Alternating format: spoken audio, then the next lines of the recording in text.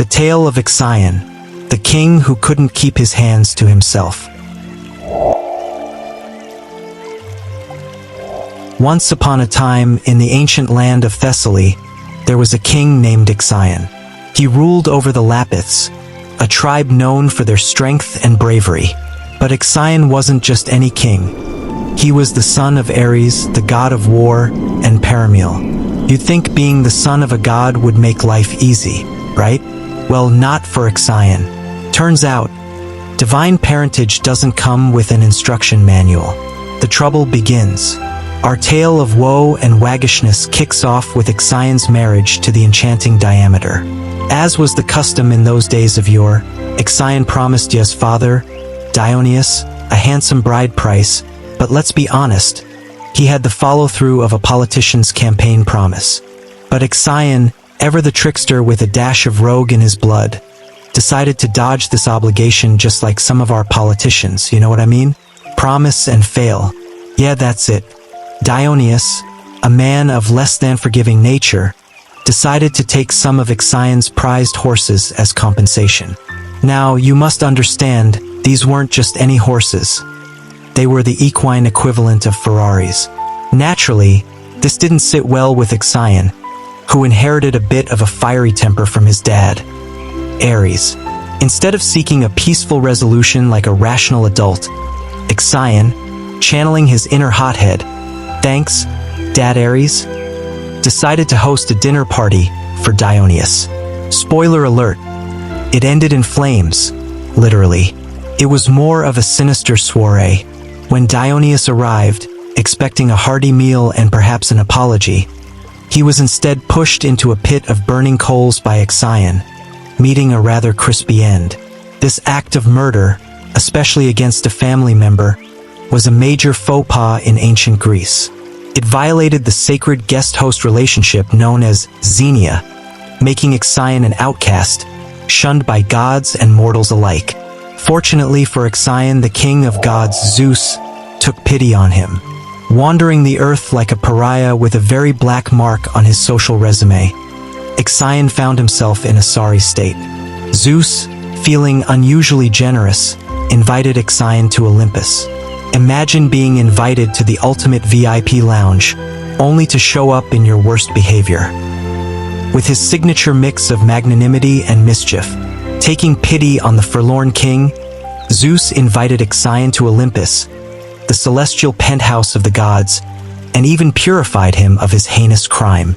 Now, you'd think this divine pardon would turn Ixion into a model guest, forever grateful and humble. Spoiler alert, it did not. The ultimate betrayal. While enjoying the divine hospitality of Olympus, Ixion's wandering eye fell upon Hera, Zeus's stunning wife, and he immediately thought, why not shoot my shot? Newsflash. Shooting your shot at the queen of the gods is like asking your boss for a raise after spilling coffee on their laptop. Now, attempting to woo the wife of the king of gods is about as smart as trying to steal a lion's lunch. Apparently you'll become the new lunch. But wait a minute, what the heck could you be thinking? That will prompt you to steal a lion's lunch? Yet, Ixion, not known for his prudent judgment, decided to make a move. Zeus, ever the observant and omniscient deity, quickly catoned on to Ixion's intentions.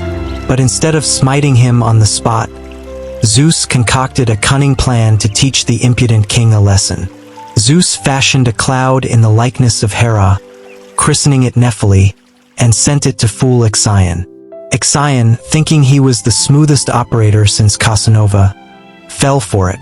It's like swiping right on a dating app, only to discover it's a bot.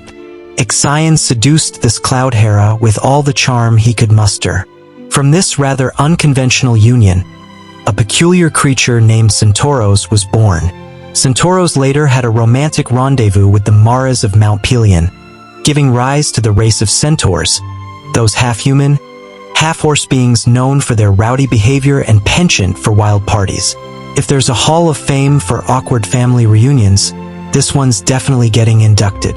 The punishment. When Zeus discovered Ixion's betrayal, he was incandescent with rage. Ixion was unceremoniously ejected from Olympus, struck with a thunderbolt for good measure. But Zeus, always one for dramatic flair, wasn't done yet. He ordered Hermes, the messenger god, to bind Ixion to a fiery, spinning wheel. This infernal wheel was destined to spin for all eternity, either across the heavens or deep within Tartarus, the most dismal part of the underworld. Imagine the worst carnival ride ever, one that doesn't stop and also happens to be on fire. Let's take a moment to reflect on Ixion's saga in a modern context. Imagine being invited to a VIP party by the most powerful person in the world, only to attempt to seduce their spouse.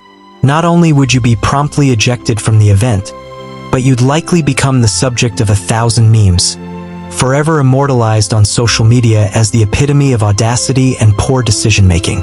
So, next time you find yourself in a dicey situation, think of Ixion and perhaps take a moment to reconsider your actions. And if you ever receive an invite from someone powerful, savor the food, enjoy the company, and, most importantly, keep your hands to yourself.